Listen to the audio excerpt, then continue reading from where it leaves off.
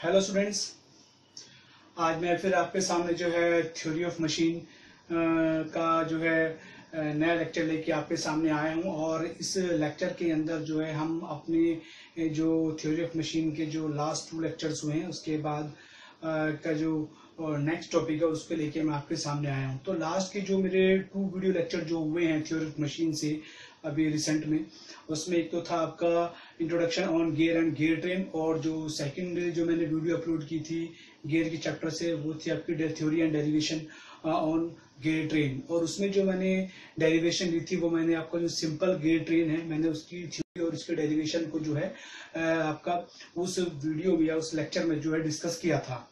तो आज के इस वीडियो लेक्चर के अंदर जो है हम डिस्कस करेंगे कंपाउंड गियर ट्रेन के बारे में।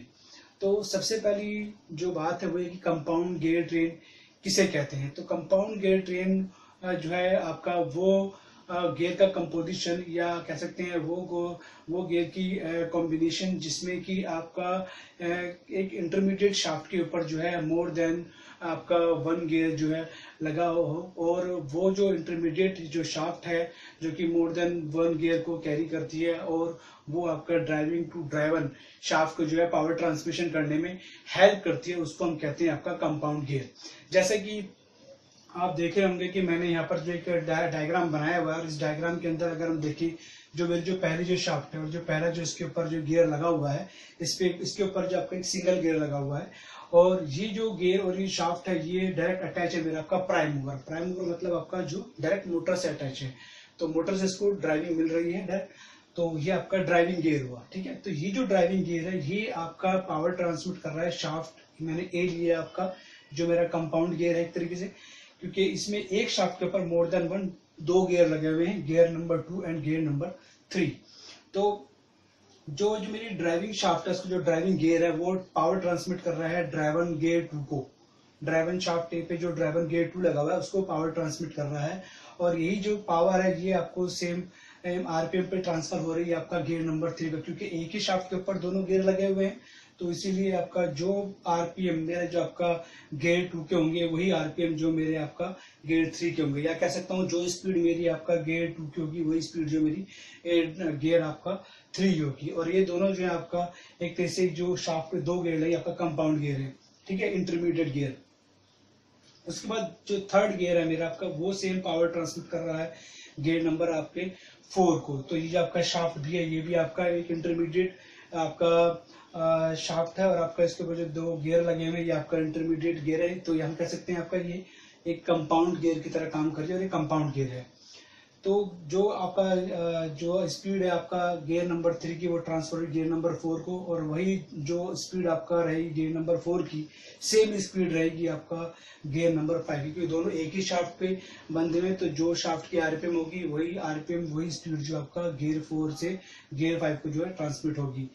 तो उसके बाद गियर 5 से सीधा जो पावर ट्रांसमिट होगी ड्राइवन शाफ्ट गियर 6 को, और गियर 6 से हम जिस भी डिवाइस को चला रहे हैं जिस भी इसको हम वर्क करवा रहे हैं तो वही जो आपका जो स्पीड है आपका फिर हमारा ड्राइवन शाफ्ट से होती हुई जो हमारा वर्क के लिए चली जाएगी जहां पे हम इस पावर ट्रांसमिशन का यूज कर रहे हैं। तो ये जो असेंबली है ये जो असेंबली आपको दिखाई दे रही है जिसमें आपका शाफ्ट है और शाफ्ट में आपका इंटरमीडिएट शाफ्ट है, और इसके ऊपर जो गियर लगे हुए आपका इंटरमीडिएट गियर्स हैं या हम कह सकते हैं कंपाउंड गियर्स हैं जो कि हेल्प कर रहे हैं ड्राइविंग शाफ्ट या ड्राइविंग गियर ए से ड्राइवन गियर 6 को पावर ट्रांसमिट करने में।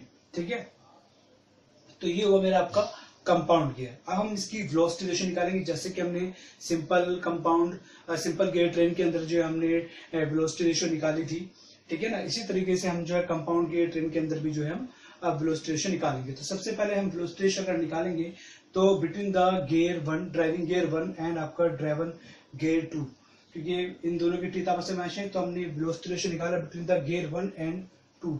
तो जो वेलोसिटी रेशियो होगा वो होगा आपका n1 बटे में n2 इजिकल टू होगा आपका t2 बटे में आपका t1, क्योंकि हमने पढ़ा था अगर हम वेलोसिटी रेशियो निकालते हैं तो speed of the driving to speed of the driver is equal to product of number of teeth of the driven gear बटे में product of number of teeth of the driving gear. तो n2 बटे t2 बटे में t1। ठीक है, इसी तरीके से हम क्या करेंगे वेलोसिटी रेशियो निकालेंगे between the gear 3rd and 4th and 5th and sixth, ठीक है। तो अगर हम वेलोसिटी निकाल रहे हैं थर्ड और फोर्थ के बीच में, तो उसमें होगा आपका n3 बटे में आपका n4 इजिकल टू में t4 बटे में आपका t3, ये होगी मेरी इक्वेशन सेकंड। और अगर हम वेलोसिटी निकालेंगे between the gate fifth and six, तो उसमें होगा आपका n5 बटे में n6 इजिकल टू में t6 बटे में आपका t5, ये बनेगी मेरा इक्वेशन थर्ड। तो now multiplying the equation first second and third, अगर हम इनके मल्टीप्लिकेशन करें तो n1 बटे में n2 इंटू में n3 बटे में n4 इंटू में n5 बटे में आपका n6 इजिकल टू में आपका t2 बटे में t1 इंटू में t4 बटे में t3 इंटू में t6 बटे में t5।